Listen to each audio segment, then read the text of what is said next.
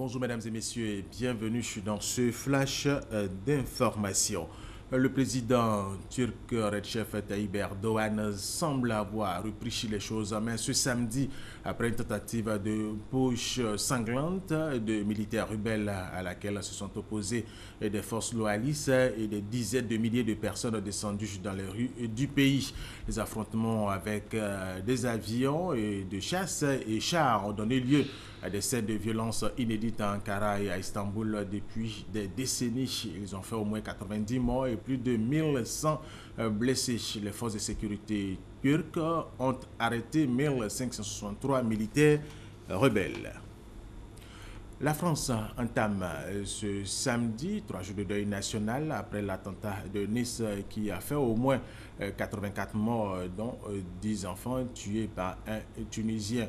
Un conseil restreint de sécurité et de défense est prévu aujourd'hui à l'Élysée.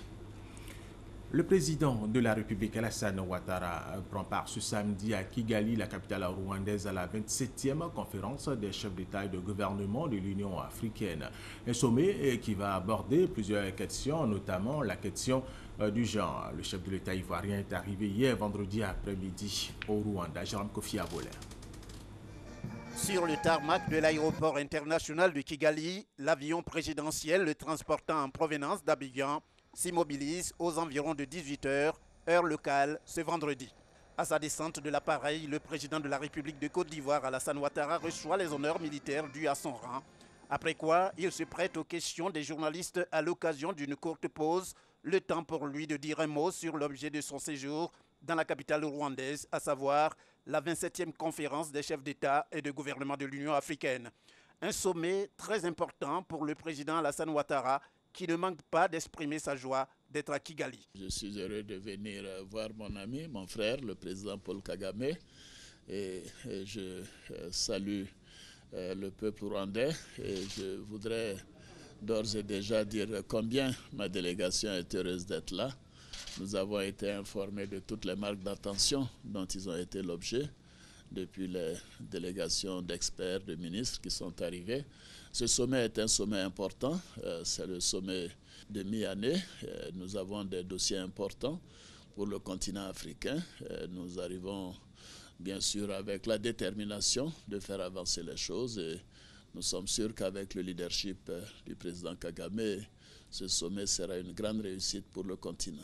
Pour le président de la République de Côte d'Ivoire, Alassane Ouattara, la décision du sommet de faire un focus sur les droits des femmes est une bonne initiative qui cadre avec la politique du genre qu'il prône en Côte d'Ivoire. Nous avons fait des progrès importants. Nous sommes allés très loin depuis 4 années et notre volonté c'est d'aller encore plus vite et plus loin. La question du genre, les droits des femmes, la protection des femmes, la promotion des femmes sont des éléments essentiels de notre politique en Côte d'Ivoire. Dès samedi, le président Alassane Ouattara aborde une journée très chargée, marquée par des rencontres avec des personnalités de haut rang.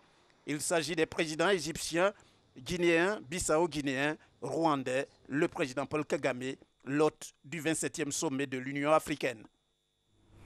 Autre information, le ministre Patrick Hachi, ministre des Infrastructures économiques, était face aux députés hier vendredi. Il est allé répondre aux préoccupations des parlementaires sur les questions relatives à la dégradation du réseau routier en Côte d'Ivoire. Il a également expliqué la politique du gouvernement pour améliorer les infrastructures routières du pays.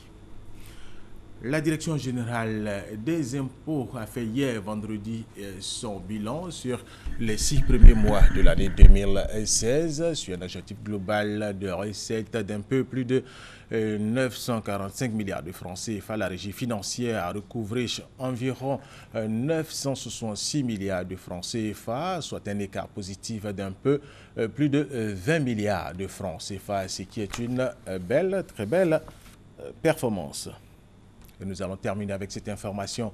Moscou et Washington ont trouvé un accord sur des mesures concrètes pour sauver la trêve en Syrie, selon le chef de la diplomatie américaine John Kerry. Les détails de cet accord ne seront toutefois pas rendus publics pour permettre la poursuite du travail de l'ombre en faveur de la paix en Syrie. Et c'est la fin de ce flash d'information. Merci de l'avoir suivi. Je vous retrouve tout à l'heure à 13 h.